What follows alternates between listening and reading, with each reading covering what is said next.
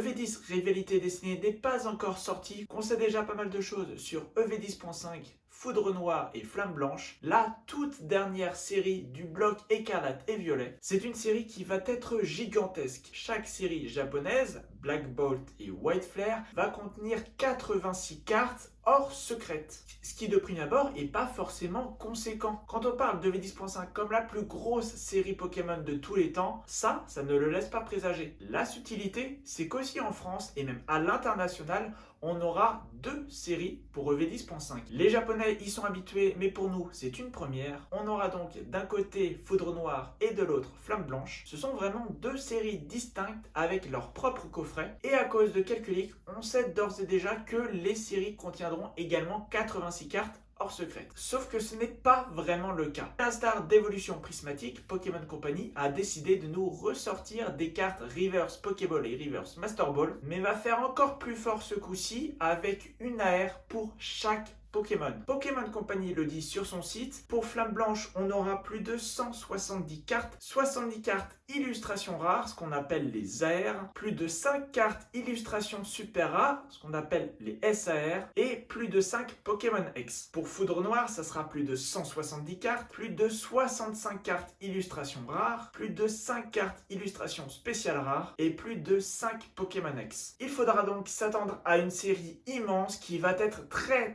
compliquée à collectionner, puisque je vous disais, Pokémon Company nous remet des Reverse Pokéball et des Reverse Master Ball, ainsi que des cartes avec un art alternatif pour chacun des Pokémon de la série. Pokémon Noir et Blanc, ce sont des jeux qui ont un Pokédex proprement à eux. On a eu le droit à 156 nouveaux Pokémon. Et Pokémon a visiblement décidé, pour conclure le bloc Écarlate et Violet, de faire une série à mi-chemin entre 151 et Évolution Prismatique. On aura le droit à tous les Pokémon de la 5G, avec à chaque fois 5 versions différentes. La version classique, la version Reverse Pokéball, la version Reverse Master Ball et la version alternative. Et ça, c'est uniquement pour les cartes Pokémon. Pour les cartes dresseurs, on aura également le droit à d'autres versions que la version classique. Si on se base sur ce qui a été fait pour Évolution Prismatique, on aura très certainement la version classique, la version Reverse et la version Reverse Pokéball. On ne sait pas encore combien il y aura de cartes dresseurs, on ne sait pas encore combien il y aura de cartes secrètes, mais ce qu'on peut d'ores et déjà dire, c'est qu'avec 56 Pokémon et 5 versions par Pokémon,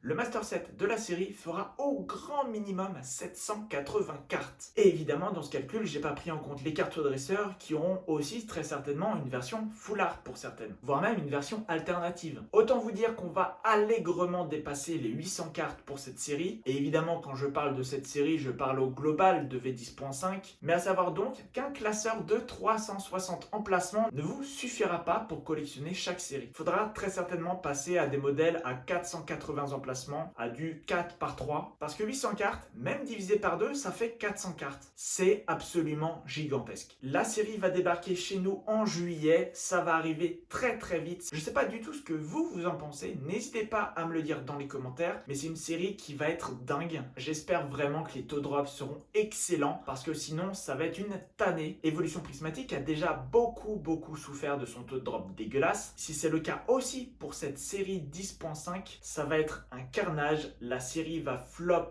énormément. Et autant Évolution Prismatique a été hype parce que évidemment il y a les évolutions, autant la 5G, même si elle bénéficie d'un grand amour des fans du jeu vidéo, elle reste assez osef pour la plupart des collectionneurs. On verra bien ce qu'il en sera. En tout cas, je croise les doigts parce que je trouve l'idée très sympa d'avoir une version alternative de chaque Pokémon. Pour pimper les decks, ça sera un régal, mais j'espère que le taux de drop sera excellent, que les quantités seront aussi très bonnes et qu'on puisse fêter dignement la fin du bloc Écarlate et Violet qui, mine de rien, était un bloc plutôt sympa. Voilà, c'est donc tout pour cette vidéo. Si elle vous a plu, n'hésitez pas à me mettre un like et à me le dire dans les commentaires. N'hésitez pas aussi à vous abonner, c'est hyper important. Nous, on se retrouve très vite pour de nouvelles vidéos sur le TCG. En attendant, portez-vous bien.